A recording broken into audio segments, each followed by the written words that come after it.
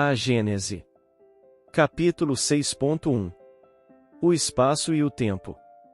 Nota de Allan Kardec sobre o título do capítulo A Uranografia Geral. Este capítulo é textualmente extraído de uma série de comunicações ditadas à Sociedade Espírita de Paris, em 1862 e 1863, sob o título Estudos Uranográficos, e assinada GALILEU. Médium, C. F. Estas são as iniciais do nome de Camille Flammarion. 1. Já muitas definições de espaço foram dadas, sendo a principal esta, que o espaço é a extensão que separa dois corpos, na qual certos sofistas deduziram que onde não haja corpos não haverá espaço. Nisto foi que se basearam alguns doutores em teologia para estabelecer que o espaço é necessariamente finito, alegando que certo número de corpos finitos não poderiam formar uma série infinita e que, onde acabassem os corpos, igualmente o espaço acabaria. Também definiram o espaço como o lugar onde se movem os mundos, o vazio onde a matéria atua, etc. Deixemos todas essas definições, que nada definem, nos tratados onde repousam. Espaço é uma dessas palavras que exprimem uma ideia primitiva e axiomática, de si mesma evidente, e a respeito dela as diversas definições que se possam dar nada mais fazem do que obscurecê-la. Todos sabemos o que é o espaço e eu apenas quero afirmar que ele é infinito, a fim de que os nossos estudos ulteriores não encontrem uma barreira opondo-se às investigações do nosso olhar. Ora, digo que o espaço é infinito, pela razão de ser impossível imaginar-se-lhe um limite qualquer e porque, apesar da dificuldade com que topamos para conceber o infinito, mais fácil nos é avançar eternamente pelo espaço, em pensamento, do que parar num ponto qualquer, depois do qual não mais encontrássemos extensão a percorrer. Para figurarmos, quanto nolo permitam as nossas limitadas faculdades, a infinidade do espaço, suponhamos que, partindo da Terra, perdida no meio do infinito, para um ponto qualquer do universo, e isso com a velocidade prodigiosa da centelha elétrica, que percorre milhares de léguas por segundo, e que mal tendo deixado este globo já tenhamos percorrido milhões de léguas, nos achamos num lugar donde apenas divisamos a Terra sob o aspecto de pálida estrela.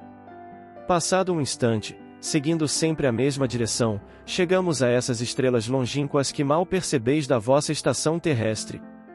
Daí, não só a Terra nos desaparece inteiramente do olhar nas profundezas do céu, como também o próprio Sol, com todo o seu esplendor, se há eclipsado pela extensão que dele nos separa. Animados sempre da mesma velocidade do relâmpago, a cada passo que avançamos na extensão, transpomos sistemas de mundos, ilhas de luz etérea, estradas estelíferas, paragens suntuosas onde Deus semeou mundos na mesma profusão com que semeou as plantas nas pradarias terrenas. Ora, há apenas poucos minutos que caminhamos e já centenas de milhões e milhões de léguas nos separam da Terra, bilhões de mundos nos passaram sob as vistas, e entretanto, escutai.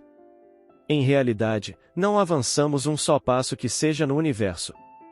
Se continuarmos durante anos, séculos, milhares de séculos, milhões de períodos 100 vezes seculares e sempre com a mesma velocidade do relâmpago, nem um passo teremos avançado, qualquer que seja o lado para onde nos dirijamos e qualquer que seja o ponto para onde nos encaminhemos, a partir desse grãozinho invisível donde saímos e a que chamamos Terra. Eis aí o que é o espaço. 2. Como a palavra espaço, tempo é também um termo já por si mesmo definido. Dele se faz ideia mais exata, relacionando-o com o todo infinito. O tempo é a sucessão das coisas. Está ligado à eternidade, do mesmo modo que as coisas estão ligadas ao infinito. Suponhamo-nos na origem do nosso mundo, na época primitiva em que a Terra ainda não se movia sob a divina impulsão, numa palavra, no começo da Gênese. O tempo então ainda não saíra do misterioso berço da natureza e ninguém pode dizer em que época de séculos nos achamos, porquanto o pêndulo dos séculos ainda não foi posto em movimento. Mas silêncio. Soa na sineta eterna a primeira hora de uma terra ensolada, o planeta se move no espaço e desde então a tarde e manhã. Para lá da Terra, a eternidade permanece impassível e imóvel, embora o tempo marche com relação a muitos outros mundos. Para a Terra, o tempo a substitui durante uma determinada série de gerações contar-se-ão os anos e os séculos. Transportemo-nos agora ao último dia desse mundo, a hora em que, curvado sob o peso da vetustez, ele se apagará do livro da vida para aí não mais reaparecer. Interrompe-se então a sucessão dos eventos, cessam os movimentos terrestres que mediam o tempo e o tempo acaba com eles. Esta simples exposição das coisas que dão nascimento ao tempo, que o alimentam e deixam que ele se extinga, basta para mostrar que, visto do ponto em que houvemos de colocar-nos para os nossos estudos, o tempo é uma gota de água que cai da nuvem no mar e sua queda é medida.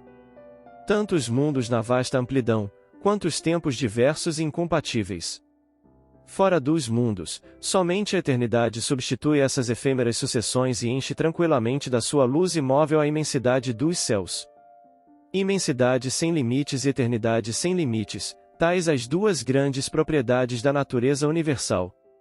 O olhar do observador, que atravessa, sem jamais encontrar o que o detenha, as incomensuráveis distâncias do espaço, e o do geólogo, que remonta além dos limites das idades, ou que desce às profundezas da eternidade de falsas escancaradas, em que ambos um dia se perderão, atuam em concordância, cada um na sua direção, para adquirir esta dupla noção do infinito, e extensão e duração. Dentro desta ordem de ideias, fácil nos será conceber que, sendo o tempo apenas a relação das coisas transitórias e dependendo unicamente das coisas que se medem, se tomássemos os séculos terrestres por unidade e os empilhássemos aos milhares, para formar um número colossal, esse número nunca representaria mais que um ponto na eternidade, do mesmo modo que milhares de léguas adicionadas a milhares de léguas não dão mais que um ponto na extensão.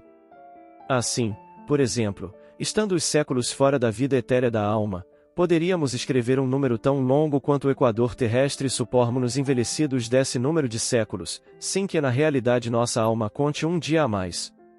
E juntando a esse número indefinível de séculos uma série de números semelhantes, longa como daqui ao Sol, ou ainda mais consideráveis, se imaginássemos viver durante uma sucessão prodigiosa de períodos seculares representados pela adição de tais números, quando chegássemos ao termo, o inconcebível amontoado de séculos que nos passaria sobre a cabeça seria como se não existisse, diante de nós estaria sempre toda a eternidade.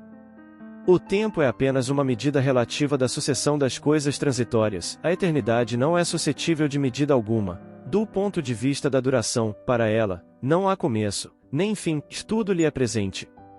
Se séculos de séculos são menos que um segundo relativamente à eternidade, que vem a ser a duração da vida humana?